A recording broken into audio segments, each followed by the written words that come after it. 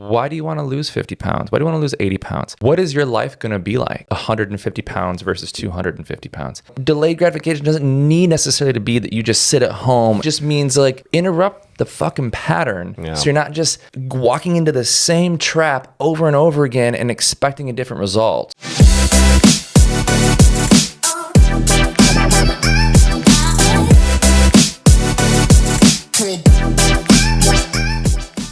Welcome to episode 57 of In the Grand Scheme of Fitness with Justin Schollard and Ethan Wolf. And today, folks, we're talking about something a little bit more conceptual. We're going to be breaking down sort of delayed gratification, practicing restraint, and like real world, why that's important, what effects that have on your life. This might be not the most searched sort of hot button topic, but it's so important because the lack of ability to practice restraint in the form of abstaining from alcohol during the week or not going in for another chocolate bar after you just had one. You know, whatever restraint means on a spectrum, the lack of ability to be able to do that really, I think, dulls the edge of your life and it reduces the contrast of your experiences because it all just kind of gets thrown into the same slosh bucket of indulgence.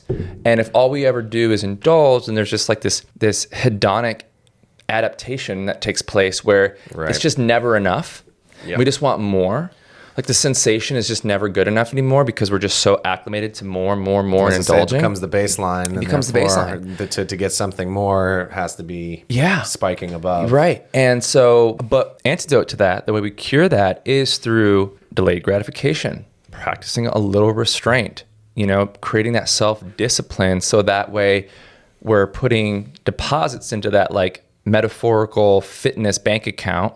So that way when the boys trip or when the weekend or when the holiday or the dinner comes along, it's just a little bit more of like a punctuation. It's a little bit more of like a moment that you actually remember because it's not just another one of thousands that you've done and it doesn't really have the same hit anymore. Right. And so that's what we're going to talk about today, guys, and just sort of like what does that mean practically, street level, how you can apply that into your life, right? Absolutely. And it's interesting because I agree it's probably not the most searched topic. It's not necessarily a hot button, but it's probably one of the most important things to consider if you're looking to make changes in your life, particularly with health, fitness, body weight composition, and your fitness, but it's not exciting in the typical sense. And so it's probably why it's not something that's a hot button, right? We want that fresh magic pill. We want the hot new thing. We want anything besides the mundane, that long road of the mundane, which, unfortunately, like I think talking about what you're talking about is kind of doing that, is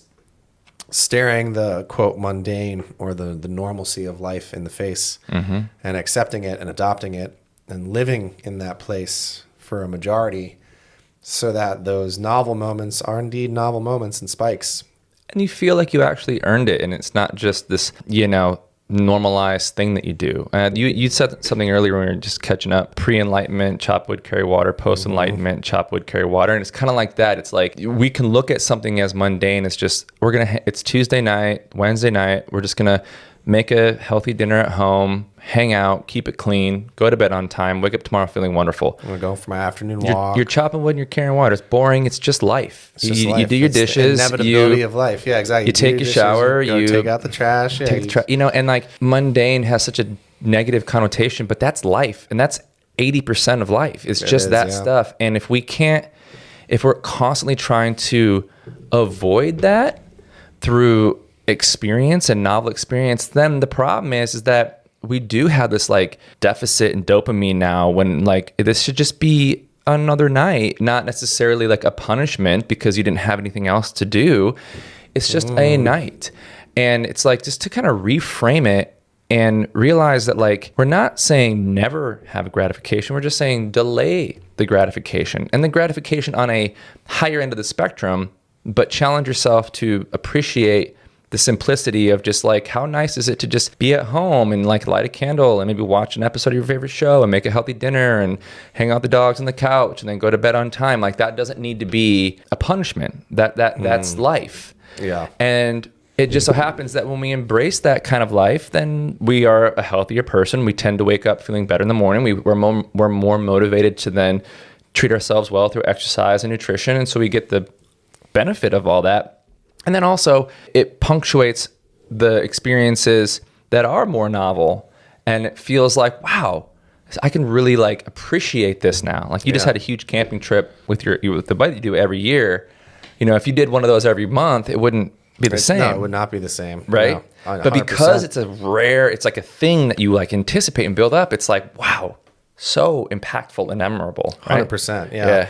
And it's interesting because I do think I love the perspective that everyday life doesn't have to be a punishment. And I think it's an interesting perspective because everything is like a relative relationship. Like how we perceive a moment, how we perceive anything is going to be relative to other experiences like it. So if you fight all the time with your mom, that might not be a novel thing, right? You might be used to it or whatever it might be. And so I think the idea that regular life, quote, mundane life, that is inevitable for all of us, whether you're partying all the time or doing the, quote, novel things all the time, we still can't escape the fact that we have to take out the trash or do the dishes or, you know, we're going to feel like shit if we don't get a good night's sleep.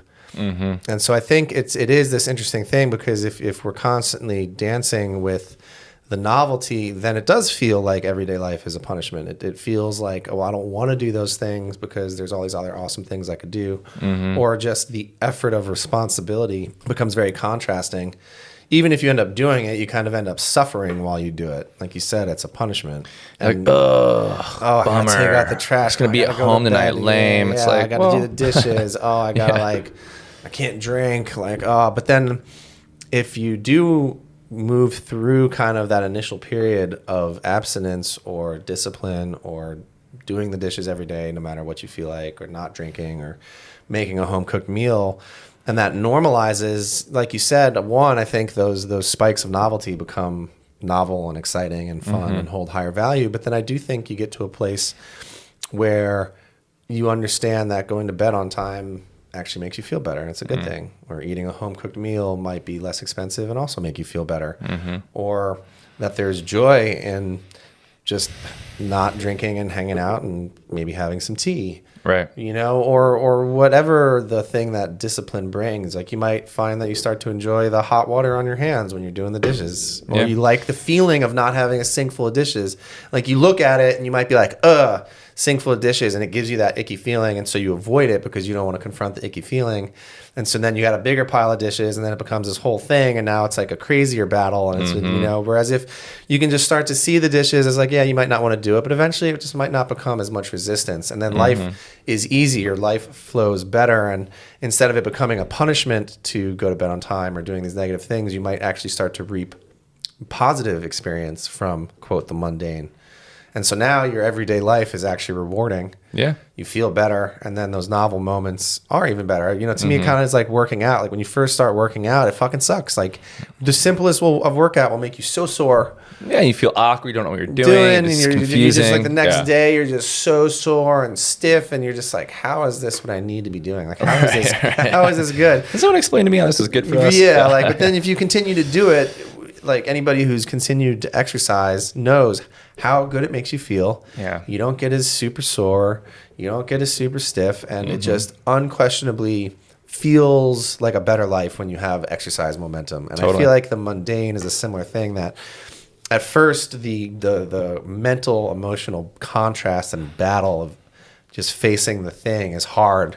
And you're just like, like now I don't have those 20 minutes to like fuck around on my phone because I had to do my dishes or take out the trash. But then if you continue with it over time, you start to develop a relationship with it that proves rewarding, you know? And I think that so often, like you said, we're in this cycle where the contrast of a good feeling thing are only the spikes.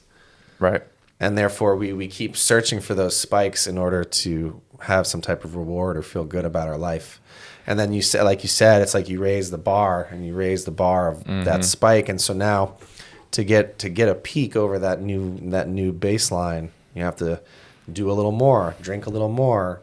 Yeah, it's have always an more. Even greasier meal. You got to keep hedonistic going. adaptation, man. Yeah, and you then know? the line keeps raising until now things are just kind of like only spikes, and the spikes are only a little bit above your baseline. You barely feel them. And so, yeah, it is an interesting thing because I'll be first to admit that facing those disciplinary moments, especially if you're out of practice. Like even right now, coming back from the trip, you know, I had 5-6 days of just not having to worry about, you know, obviously I got to like eat and do the things I have to do to like, Right. but like fundamentally, I just got to like stare at the sky, listen to the campfire, and not like have any responsibilities for those 5 days outside of just like being out there. And it was so much of a peak. It was so beautiful and so rewarding, but it's hard to come back. And like grocery shopping. Yeah, like, wait a second, what is this? It's got traffic and like, what? Like, oh man, like I gotta start, you know, doing this and doing that. And I think it's also just like part of life to feel those contrasts. And I think so often we just don't want to feel anything, quote, negative or bad. Yeah, we avoid it. We tend to just avoid the hard stuff, whether it's really hard stuff like, oh, this is a crisis we have to deal with, or it's just mundane stuff that we've labeled as, you know, not fun or peak experience. So therefore we just tend to avoid it. But like, you know, like I was talking to one of my private clients this morning, and they're Jewish, and it's Passover week right now. And it's obviously a lot of food and family and indulging. But so anyways, I saw him this morning. He's like, oh, you know, I don't feel good. Like I ate too much. And, you know, for context, this guy's always eating too much.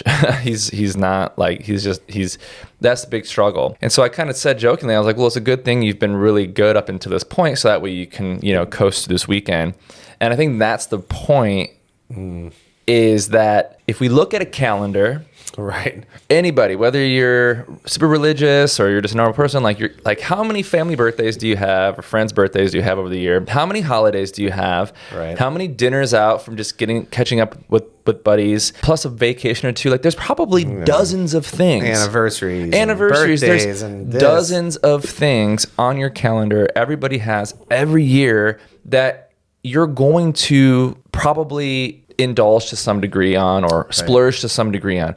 So my argument is always, because we know that, because the next thing is just around the corner, if nothing else, it's the weekend, but like there's always something coming, just practice a little self-restraint, practice a little self-discipline, a little delayed gratification throughout the week. If nothing's happening, don't feel like you have to just like spontaneously go out and eat or whatever, so that when the next thing does come, you've been making some deposits in that fitness bank account, so you can make a little withdrawal and keep everything steady, right? Figuratively speaking. Yeah. But like that's the big argument, you know. That's my take on this stuff, is like, it's fucking hard.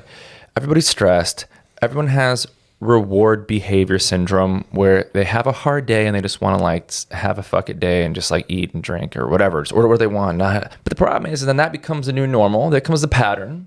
Hedonistic adaptation that we've adapted. Now it's the baseline, and so every day is that way. But now anytime anything challenging, which is life, comes up, I deserve it. So it's not, so like having like a glass of wine after a hard day becomes a bottle, and then takeout, becomes a bottle, then takeout, and then a dessert, and then it's just like that's becoming your baseline, because you just keep up on the ante, and it's just this like relativity scale where you don't realize how far off you've descended, because it all kind of looks the same to you. It's like the spiral staircase kind of analogy. It's only what's familiar. I mean, it's even self-sabotage. Like, oh, like, I'm just going to stay up late and binge watch this Netflix show. Yeah. Now I'm tired and shot the then next you sleep day, in, and I miss feel your like alarm. shit. Yeah. And then you're just like, I feel like shit today. Right. Exactly. It's like this vicious cycle. I deserve takeout. And then the takeout, and you order Uber Eats, and it takes a little longer, so you start watching a show. And then you're back in the binge, and then by the time it gets there, it's later than normal. And then you feast on all this like greasy food, and you feel like shit. You watch some more show. You wake up the next day. You're like, oh, I feel terrible. Oh, work sucks. Like life is hard. I had a hard day at work again. I had a hard day at work. I'm tired again today. I need a drink. And it is really this perpetual cycle. And I think it's like kind of like a mentality change, because I've been there. Like I know exactly what that feels like. We've all slipped into that vicious cycle. And I think it's like the having to understand that it's not necessarily ever going to be easy. How easy you can make it, I think, is a goal, but it's always going to kind of be a challenge, in my opinion. Like life is just that way. Like life is work. Life is work. Yeah, life is work. It's that chopping wood. It's the carrying water. It is, you know, and I think it's the idea of that like friction sharpens the blade. Right? You can't get away from the grind. You can't get away from the stone scraping on the proverbial blade of your knife of your person. Like that is going to be the very thing that shapes you and hopefully will make you sharper and make you better. And we just can't get away from that. And so I think it's like having to kind of turn around and face the music to some degree. to understand that there is no way out of the challenge. There are no answers to life's conundrums. There are no solutions to the problems. Fundamentally, there is just and we want it to either be one way or another. And I think it's like if we can start to like shift our mental attitude to the understanding that there is no solution to life's problems, that the grind will always happen, we can at least turn and face the music. And then it is a gradient, because while that will never change, if you can get accustomed to being disciplined, if you can get accustomed to delayed gratification, if you can get accustomed to facing the music, it does become less contrasting. It becomes a little less loud. It becomes a little less grinding. You know, you kind of got like a more fine-tuned stone on your blade. You're not sitting there with the coarsest stone scraping out the deepest chunks of metal. And over time, you can refine it where you're getting this nice, smooth stroke of the blade. And then all of a sudden, while that general idea of struggle doesn't go away, the dance with it isn't as drastic. And so it is actually a little easier, even if it's still hard. It's just easier. Because it's like we are escaping these things in the effort to try to make life easier, but really what that does is it actually makes it so much harder in the long run, because either we create a huge wall of resistance around the thing that just piles up until we hit critical mass and it blows up in our face. Right. And then we have a real dilemma to deal with, either with our weight or our relationships or our finances, because we've been like avoiding the hard stuff in the moment that were just these little itty bitty hard things we had to take care of, and we ignored it long enough until all those itty bitty hard things piled up into a mountain of hard things that was too much. It's an unavoidable crisis now. And so, it's just like we're all doing this in an effort to try to like be happy, I guess. But what the happiest people I've ever met are the ones who have routines. They have their fitness routine. They do have a degree of self-discipline that's probably greater than the average. And like the happiness isn't necessarily derived from their routine, but it's derived from sort of like the appreciation for novel experiences outside the routine, because they truly are novel. When you see someone who like works really hard and is disciplined and exercises and eats well, and then they get a chance to like go out and kind of let it all out, it's like they're really, really grateful and appreciative of that opportunity, versus somebody who's doing it 5 nights a week. It's just kind of like, well, whatever. Yeah. Just another weekend, just another restaurant, whatever. Even if it's shiny, they can't see the shine. Yeah. If you have 20 Rolexes, what's one more? But if you've been saving for your whole life and like finally get to buy one, you're like, holy shit. Right. I just think that like the joy is the work. Here's what we know. Life is work. The joy comes from the work. The payoff that we're all looking for is a product of our efforts and of our consistency and of the trade-offs that we're making for our time. And so it's like we know this exists, yet in the moment we all have to contend with some degree of that reward behavior syndrome. And it's just like the awareness to find yourself in the throes of it and be like, okay, I see what's happening here. Instead of just impulsively we're just ordering takeout or, whatever the vice is, just pausing and understanding like, hey, listen, this is just a moment. And if anyone's ever dealt with addiction, I think that you know that like there is, whether it's food or substances or whatever, there's like a moment of intensity. And that's usually when people break, right? So it's like, just now is the time when I have that 6 p.m. drink or whatever. Then if you just have some kind of a pattern interrupt where it's like, get yourself out of there. So now you're going to a martial arts class at 6 p.m. or now you're going to like a salsa dancing class that's in the evening, just to break out of that pattern. So you're not just sitting at home having to face your demons. Like that. And then you realize like, oh, okay. Like there is power over these things. There is power over these compulsions and conditioned responses. It's just that if I don't change my environment, if I don't change my frame, then I just keep getting sucked right back into this hole over and over and over again. And so it's like delayed gratification doesn't need necessarily to be that you just sit at home and like white knuckle your urges to indulge. It just means like interrupt the fucking pattern. Yeah. So you're not just walking into the same trap over and over again and expecting a different result, and just like giving yourself permission to suck at something like a salsa class or like a martial arts class or at like a rock climbing gym that you go to, and like give yourself permission to just suck at something so you can acquire skill, ascend that hierarchy of competence, learn something new that is truly novel simultaneously practicing a form of, almost like passive self-restraint or self-discipline, because you're just rechanneling your focus into more positive activity.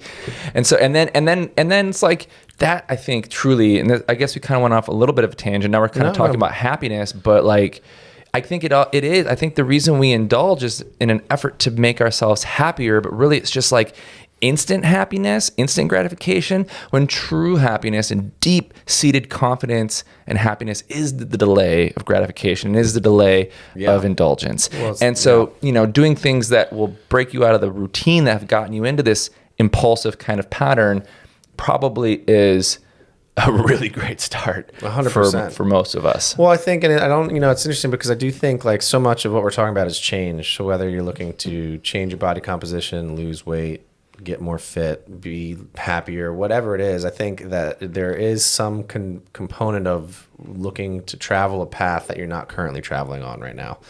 And, I think whether Socrates actually said this, but it's quoted as Socrates, but, it's like change is created not from fighting the old, but from building the new. Which is kind of think we were just talking about, it's the same with like, like addiction potential. It's like if you have this behavior or something in your life you want to change and you just stop it, there's kind of like a void. You're right. There's this empty space. There's a chasm that if you enter into that chasm and it's still empty, the likelihood of you filling it back up with the thing that you are attempting to reject or remove from it is really high. So whether it's drinking or ordering Uber Eats or not, avoiding the gym.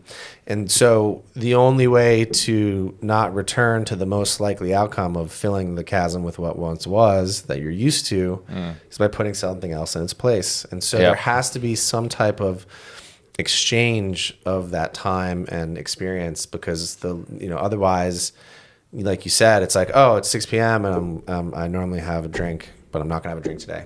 You just sit there.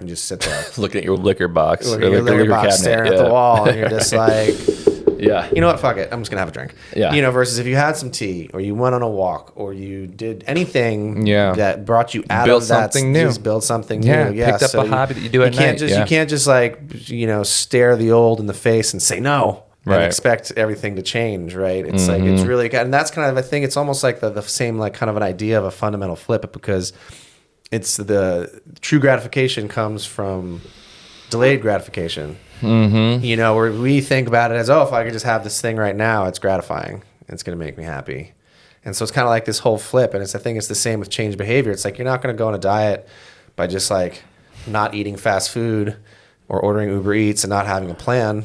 Right. And then dinner rolls around and you're hungry. You just eat everything in your cupboard. Yeah. You're just like, oh, I'm so hungry. You know what? Fuck it, I'm going to get McDonald's again or whatever. If you don't have a plan, you don't replace with some home cooked food. You don't do something new. So then you're not hungry anymore. And then you're like, oh, actually, I ate that thing. It's fine. Yep. Yeah. So, I think because it's a general conversation about happiness, but it is kind of also rooted in like the truth of behavior change. But and I think exactly, like, I think everything is in an effort to make us just a little bit more content with our time here. And, that happiness is tough to quantify, but I think that fulfillment and just like sense of purpose and learning a new skill brings me a lot of joy. Like when I'm making progress in something that I was really bad at not so long ago, that's really cool. And I just think that like, so many of our issues around health and, all the things in our life that we're trying to like improve just come from wanting it to happen now, sort of the expectancy of what we want, what we should expect. So like if we are constantly going out to eat, then like we can't even enjoy going out to eat anymore because we are expecting such a certain level of service or food or whatever. Preparation. Yeah. And so like getting out of that pattern kind of like almost like resensitizes us. Just kind of like if you think about like weightlifting, right? So after like 8 weeks of the same exercises, we've kind of gotten used to that, and there's acclimation and adaptation that's taking place, and our body doesn't respond. I think our brains are like that with experiences. 100%. We did the same thing. It's like it's like exposure therapy to a sense where like it doesn't hit us anymore. And so you go through a deload week, you then change all your exercises up, and now all of a sudden instead of doing 10 sets of the previous chest exercise, you do 3 sets and you're sore as shit because it's new.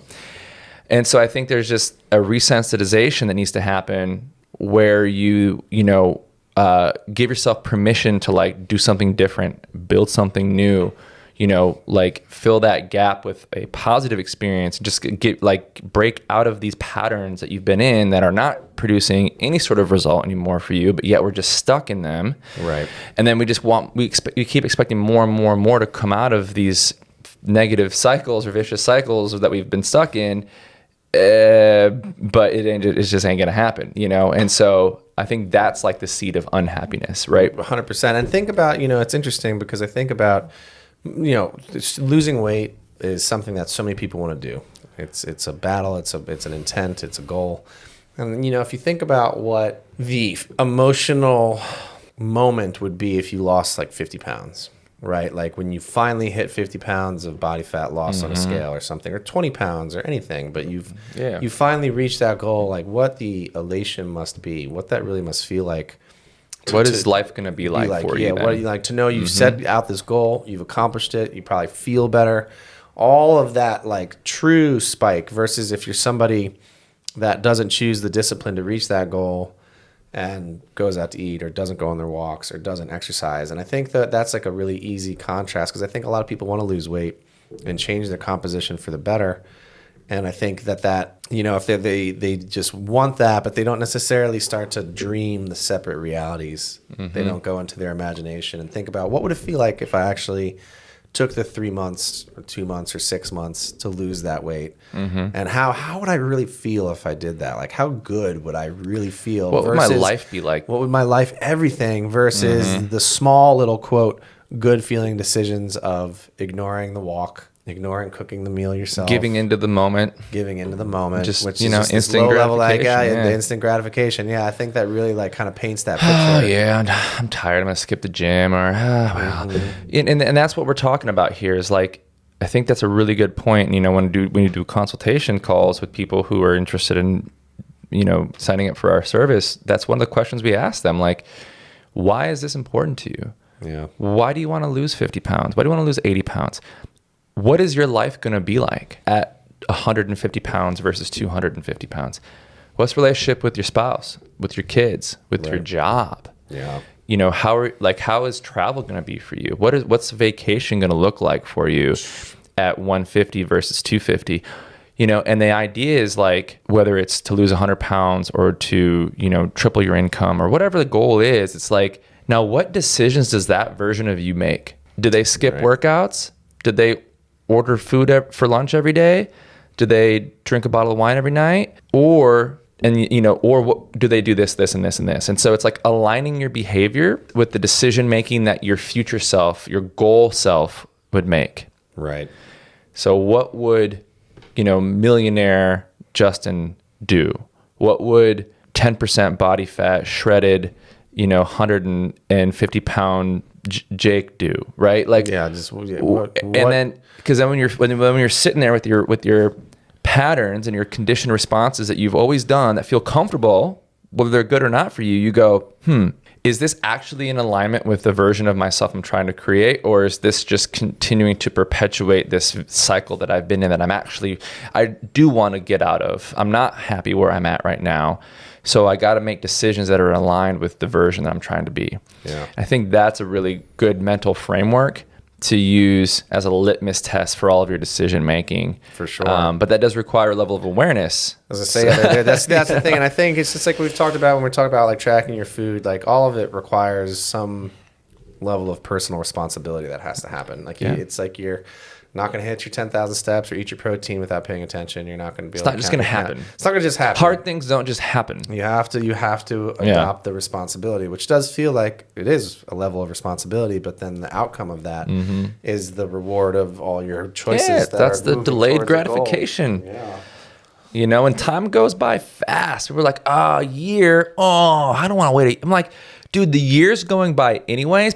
In a fucking blink of an eye. Yeah, it'll be next year before you know it. It'll be next before you know it. It's like, what are you gonna do? Yeah. You're just gonna dick around for the next year, or you're gonna just like put in the work, go dark for 6 months, become the version of yourself you keep saying you want to be, and and then you get the rest of your life to enjoy it, and there you go. It's kind of a no-brainer when you think about it that way, right? It is interesting. You're just like, well, in that case. Oh, in that case, well, I'll just do it right now. All right, I think that's good for today. Episode 57, a little bit of a, theoretical, conceptual episode about our own, thoughts around achievement, happiness, delayed gratification, life in general. But probably one of the most important things to think about. If you can really get this, I think that's really the bridge to, I think self-discipline is the bridge to your goals. Yeah, because it's no matter what the goal is, it doesn't matter. This relationship requires some sort of a trade-off. What's going to have to happen, Okay, team, we'll see you all next week for episode 58. This was 57 in the grand scheme of fitness. Check you all later. Peace out. Bye-bye. Peace.